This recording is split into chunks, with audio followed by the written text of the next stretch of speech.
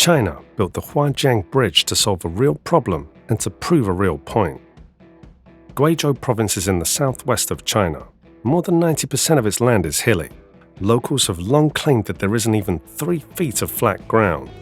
Roads twisted around cliffs and dipped into deep valleys. A short trip between 2 towns could take 2 hours because drivers had to follow narrow mountain roads. Many villages stayed cut off from bigger cities, and that isolation kept families poor for generations. The local government knew that geography was the main barrier. Factories could not move in easily. Farmers could not send goods out quickly. Students had to travel far for better schools. Medical care took time to reach small towns. So the solution had to start with transportation. If roads could cross mountains directly, daily life would change in a very real way. China decided to invest heavily in Guizhou. Over the years, the province built more than 32,000 bridges. Leaders wanted to connect isolated areas and reduce poverty. When people can move, businesses grow and jobs follow. When goods travel faster, money moves faster too. The Huajiang Bridge became the most famous project in this plan. The bridge rises 625 meters above the canyon floor. That makes it the highest bridge in the world. The total length stretches 2,890 meters across the canyon. The main span alone measures 1,420 meters. Crossing the canyon once took about 2 hours by car. Now, the drive takes around 10 minutes. That change alone reshaped daily routines for thousands of people. Building such a bridge in this location required serious planning. Engineers chose a steel truss suspension design. The structure includes 93 steel truss sections. Together they weigh about 22,000 tons. That's roughly 3 times heavier than the Eiffel Tower. Each section had to be lifted across a deep canyon with strong winds. Workers used a powerful cable crane system to move the steel from one side to the other. The process demanded balance and accuracy at every step. Construction lasted about 3.5 years. The total cost reached around $300 million. Some people ask, why spend that much on one bridge? The answer connects to a larger strategy. Since 2012, China has pushed hard to remove extreme poverty in rural regions. Infrastructure became a key tool in that effort. Roads, bridges, high-speed rail and airports create long-term economic links. Guizhou now connects to the rest of the country through expressways and rail lines that did not exist before. The Huajiang Bridge also forms part of the Guizhou S57 expressway. Engineers didn't simply build a road around the mountains. They cut directly through one of them. Explosives and heavy drills carved a wide gap through solid rock. That decision saved time and distance. The new highway connects 14 districts across difficult terrain. Drivers no longer need to wind through narrow paths that slow everything down. Nature created many challenges during construction. The 2 main support towers stand at different heights because the canyon walls are uneven. The region also experiences earthquakes. Engineers installed shock absorbers to reduce movement during seismic activity.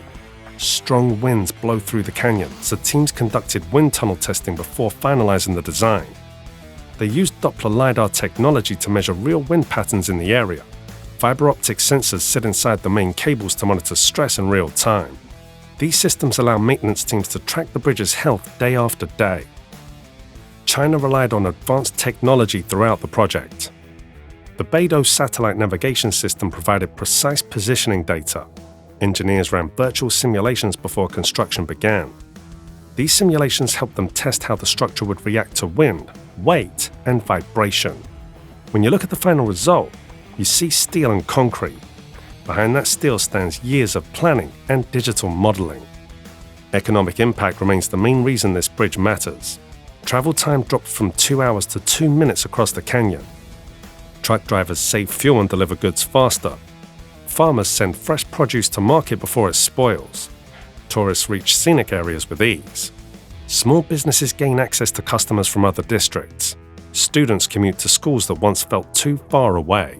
Hospitals receive supplies more quickly. All these changes connect back to one structure crossing a canyon. Guizhou used to rank among China's poorest provinces. Limited transportation trapped many communities in a cycle of low income and few opportunities. Infrastructure alone does not solve every issue, yet it opens doors. When highways link remote towns to larger cities, investors pay attention.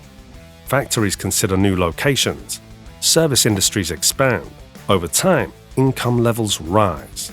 That pattern has already appeared in several parts of the province. The bridge also carries symbolic value. China wants to show the world that it can complete complex engineering projects in harsh environments. The Huajiang Bridge stands as a visible example of that capability. International media often highlight the structure because of its height and scale. Visitors travel to see it. Engineers from other countries study its design.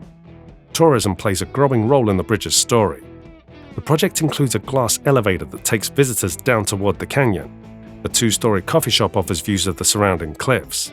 A glass walkway sits under the roadway for those who enjoy heights. An artificial waterfall adds visual appeal. A bungee jump platform already operates at the site.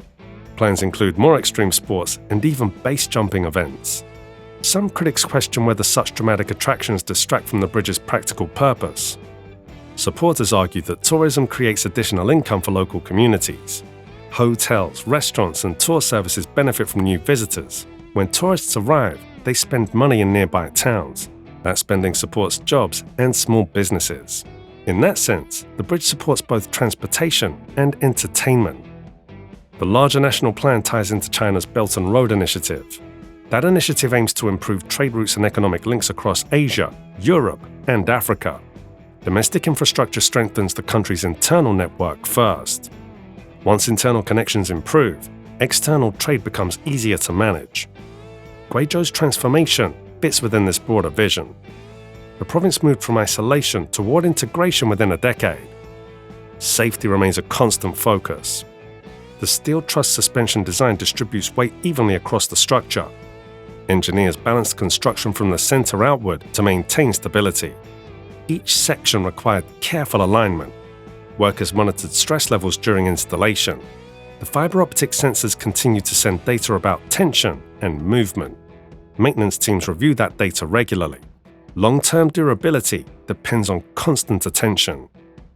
Weather adds another layer of concern. Canyon winds can shift quickly.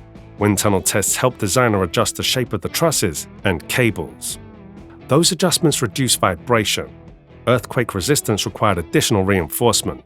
Shock absorbers help limit movement during tremors. These features work together to protect drivers and pedestrians who use the bridge daily. Practical usage matters more than records about height. The bridge connects real communities across a canyon that once divided them. The cost of $300 million appears large at first glance.